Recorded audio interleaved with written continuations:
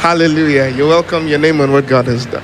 Hi, my name is Chirendra and I flew in from Seattle, Washington. Last year during Sound of Revival, I sat somewhere in front and I had to go out so many times to go give myself insulin shots. And I decided that when this is all over, I'm going to come back here and I'm going to give my testimony. I'm usually not vulnerability is not my strong suit, but I thought it was important that I share this because it might bless somebody. I got married in December of 2022, and that was where the problem started.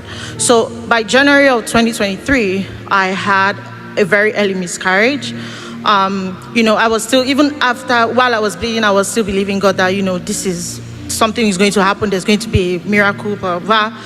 And then, true, it was a miscarriage. And, that was very hard to go through. But fast forward a few months later, I got pregnant again. And this time around, I had celebrated. I was really happy about it. And then sometimes 20 weeks into the pregnancy, I remember it was sometime around October during, it was the first day of Hallelujah Challenge. And that day I was doing the Hallelujah Challenge and I was praying. I was in the nursery.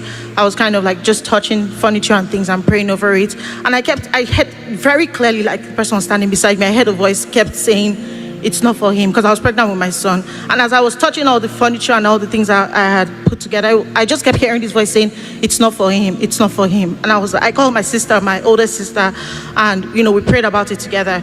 And then fast forward, I had gone for a 20-week scan, which is like an anatomy scan, and they had told me, there were some issues with the baby, and there was a whole lot of things going on. And fast forward, we were praying and believing God that everything was going to be fine.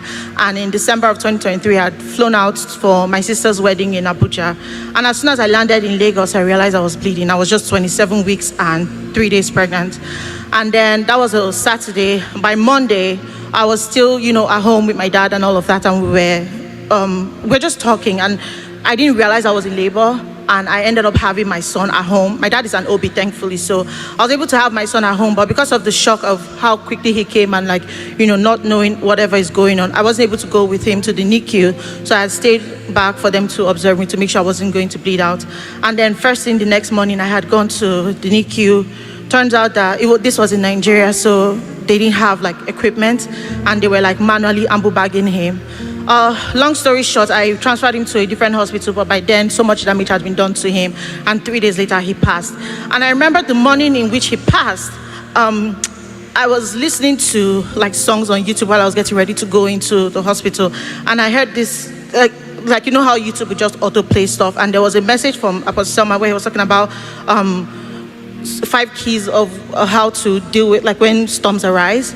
And I remember while he was talking, he said something. He's like, sometimes you're asking God for something and your son is in the NICU and your son might even die. And immediately I heard that, I was like, nope, I'm not listening to this message anymore. But something kept telling me to go back and listen to it.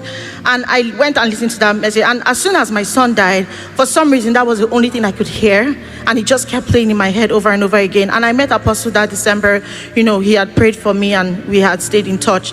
And then I went back to America, and sometime around March 2024, I started having really bad pelvic pain. I had called my hospital. They told me, oh, hey, go check. It might be an ectopic pregnancy. Take a pregnancy test. I did.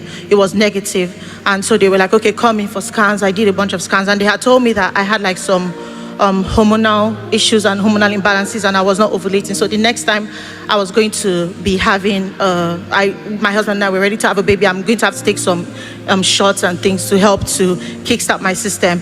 And then exactly 6 days, I had taken a pregnancy test that day when I went into the hospital. Exactly 6 days later, I had taken another test just to, I don't even know why, and it turned out it was a positive pregnancy. I was like, okay, that's kind of weird. I didn't, for some reason, did not believe it. And so I went into the hospital. They did another test and they told me it was a positive pregnancy, but they were like, it's really early. 2 weeks later, I went into the hospital. They did the scan and everybody went quiet. And my doctors were like, they don't want to scare me. It's very early, but what they're seeing is presenting like ovarian cancer. And it's not necessarily, they don't know if it's a baby.